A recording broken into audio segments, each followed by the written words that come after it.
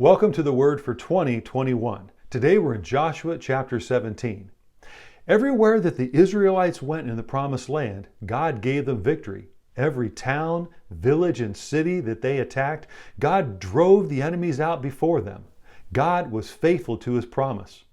Whenever the people followed God's directive, God blessed them and God fought for them. However, in Joshua chapter 9, we did read that the Gibeonites had deceived Israel into making a peace treaty with them. Therefore, they did not get driven out.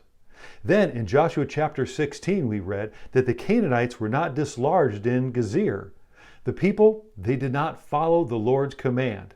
And now, here in Joshua chapter 17, verse 12, we read that the Canaanites were determined to live in the region, and therefore Manasseh was not able to occupy their towns.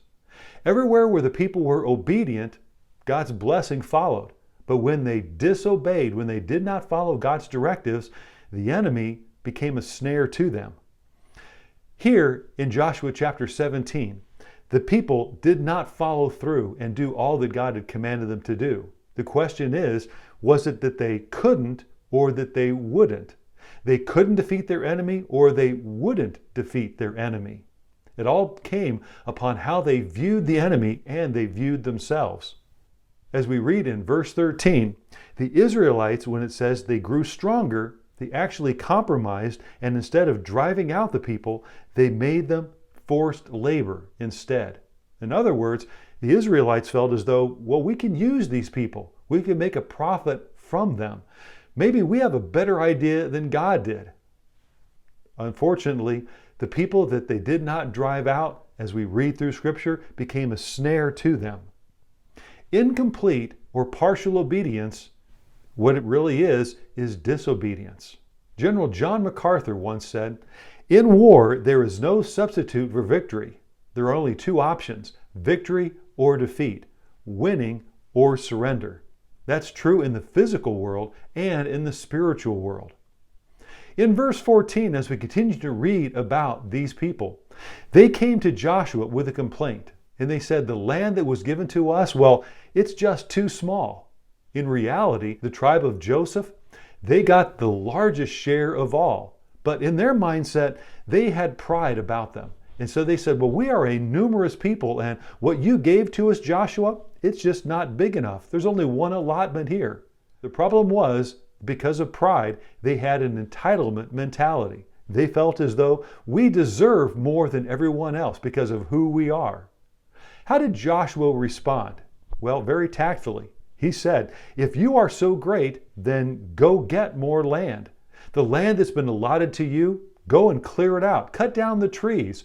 Go and get rid of the enemies. Drive out your enemies. In essence, what Joshua was telling them, go to work, go fight, and go obey what God told you to do.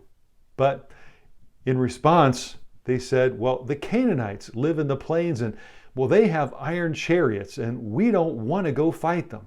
The problem was they had the ability, but they would not do it.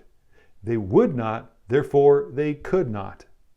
In verse 17, Joshua finally said, get busy. In other words, you are numerous. You are powerful. You can drive them out. Change your attitude. With their attitude, they felt as though they couldn't. But Joshua was telling them, if God is with you, you can do it. So change your attitude. Their attitude limited their effectiveness, their ability, and their future. The true is the same for all of us. Our attitude will affect our ability, our effectiveness, and our future. I love what Chuck Swindoll once read. Let me read it to you.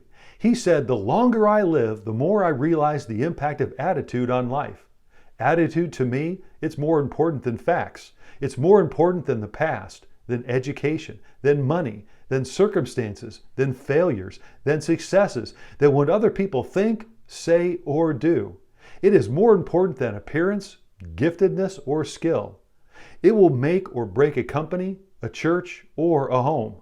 The remarkable thing is, we have the choice to determine what our attitude will be each and every day. We cannot change our past, he said. We cannot change the fact that people will act in a certain way. We cannot change the inevitable. The only thing we can do is play the one string that we have, and that is our attitude. Chuck Swindoll said, "I'm convinced that life is 10% what happens to me and 90% how I respond to it." So it is with me and is with you. What we need to do is change our attitude. Thank you for joining the Word for 2021.